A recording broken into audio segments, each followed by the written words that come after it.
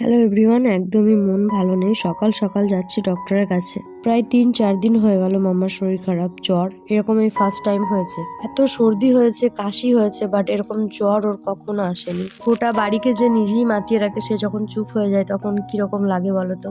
তো আমরা সকাল সকাল চলে এসেছি ডক্টরের চেম্বারে। এখন বসে এই যে অনেক ভিড়, আমাদের নাম পেরিয়ে গেছে জানো। 3 নম্বরে নাম লেখানো ছিল, আমাদের ওখানে পৌঁছাতে একটু লেট হয়ে গেছে। এই 9 মাসের বাচ্চাটা এখানে ইনহেলার নিচ্ছে। আমার মাম্মাকে যখন দিতাম হাত পা ছুঁড়ে একাকার করে দিত। আমিও ভয় করছিলাম যে মাম্মাকে যাতে ইনহেলার না দেয়, বাট ওকেও দিয়েছে দুটো। ও মেডিসিন খুব ইজিলি খেয়ে নেয় ড্রপারের সাহায্যে, বাট এই ইনহেলার নিতে গিয়ে প্রচন্ড চিৎকার করে, প্রচন্ড। আর এই যে দেখো, বাড়ি ফিরে মেডিসিন গুলোকে ভালো করে চেক করছে। এক একটা টাইম এমন সুস্থ থাকছে মনে হচ্ছে কিছুই হয়নি, আবার এক এক টাইম এমন করে ফেলছে মনে হচ্ছে যেন প্রচন্ড শরীর খারাপ, জোরে জোরে নিঃশ্বাস ফেলছে, তখনই ভয় লেগে যাচ্ছে।